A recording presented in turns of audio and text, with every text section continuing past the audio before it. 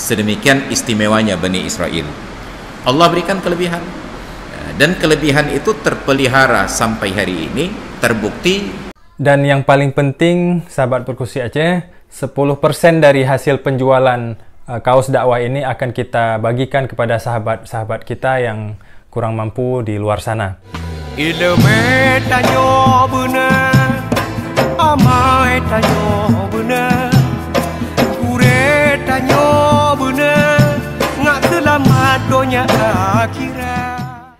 Dan mereka terkenal dengan kecerdasannya, karena memang sejak dari awal Allah Ta'ala telah memberikan banyak kelebihan kepada mereka.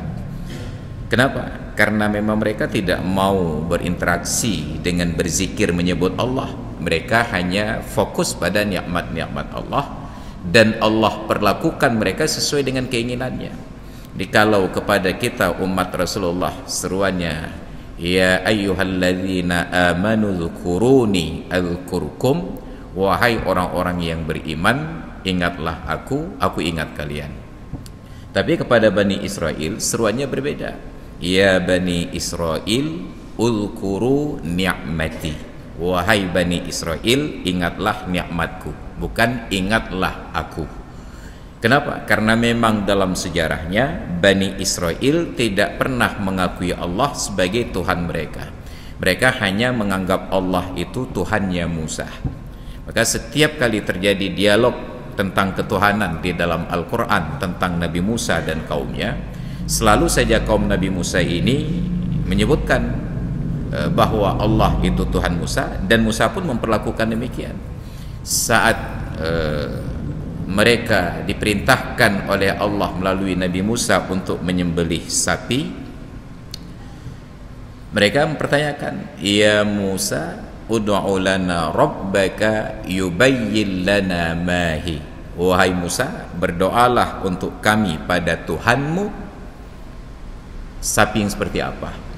Ketika mereka terlunta-lunta di tengah padang pasir berharap mendapatkan air, lalu Allah berikan air, dan lalu mereka minta ganti nikmat yang Allah beri dengan pertanian, tetap doanya, ya Musa ud'u lana rabbaka yukhrij lana mimma tumbitul ardu, wahai Musa, berdoalah olehmu untuk kami kepada Tuhanmu agar menumbuhkan, mengeluarkan untuk kami dari hasil-hasil bumi.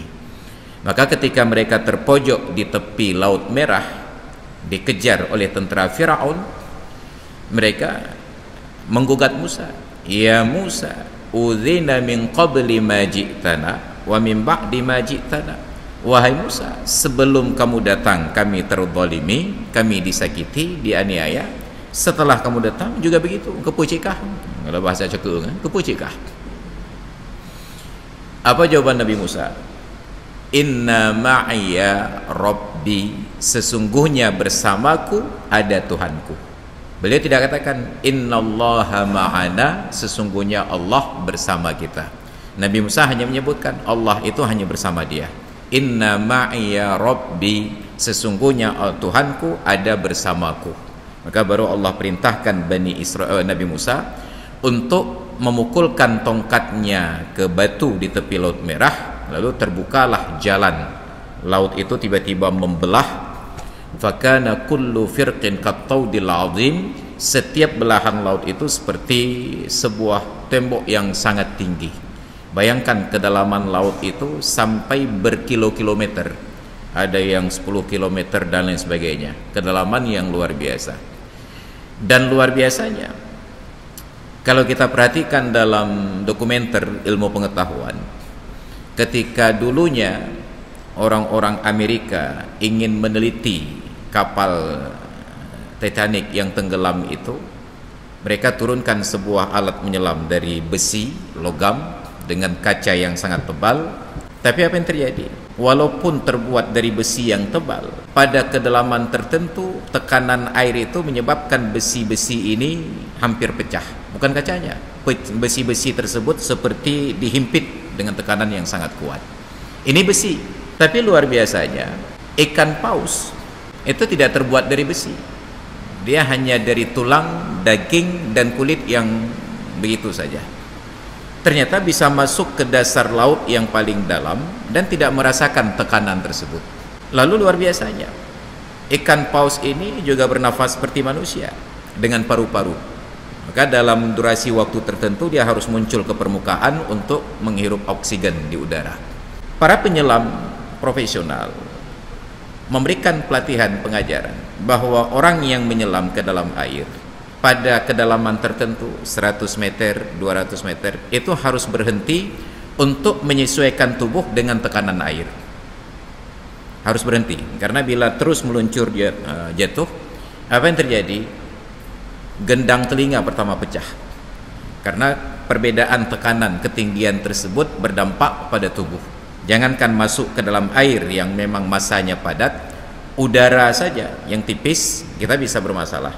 Coba perhatikan sekali-kali kita ke Grute, ke Sare, itu perubahan ketinggian yang cepat menyebabkan telinga kita berdengung. Coba tanyakan orang-orang yang naik pesawat, begitu pesawatnya take off itu bahasa Inggris. Pesawatnya lepas landas, itu telinganya akan berdengung. Bayangkan, itu tekanan udara pada ketinggian tertentu. Ini tekanan air di dalam. Tapi ternyata ikan paus yang sama-sama bernafas dengan paru-paru seperti kita, masuk kategori mamalia, nggak bermasalah. Dari bawah laut yang paling dalam muncul ke permukaan sepersekian detik tanpa berhenti dan tidak ada persoalan apapun. Buktinya sampai hari ini belum ada ikan paus yang datang ke rumah sakit hewan untuk periksanya linyung ke masalah. Mereka beradaptasi. Nah, sekarang lautan yang sedemikian dalam itu dibelah oleh Allah Ta'ala. Wa kana kullu firqin kattaudil azim. Setiap sisinya itu seperti dinding tembok yang sangat hebat. Mereka berjalan melewati tanah yang basah tersebut, becek. Sampai di seberang, kaki mereka masih berlumuran dengan lumpur dari dalam laut tersebut. Mereka dapati ada orang yang sedang menyembah berhala. Langsung mereka katakan kepada Musa, "Ya Musa, ij'al lana ilahan kama lahum alihah." Wahai Musa, jadikan Tuhan untuk kami seperti mereka punya Tuhan. Hantu terakhir. Makanya Allah berikan Nabi Musa untuk Bani Israel. Kalau sempat Nabi Muhammad diberikan kepada Bani Israel, wama brigen yang tidak. Maka setiap umat Allah berikan Nabi yang sesuai. Umat Nabi Musa ini umat yang paling cerewet di dunia. Makanya Nabi Musa pun terpaksa cerewet mengimbangi umatnya. Jadi kalau kita baca Al-Quran dari 30 juz 114 surat tersebut, 2/3 kandungannya itu adalah sejarah.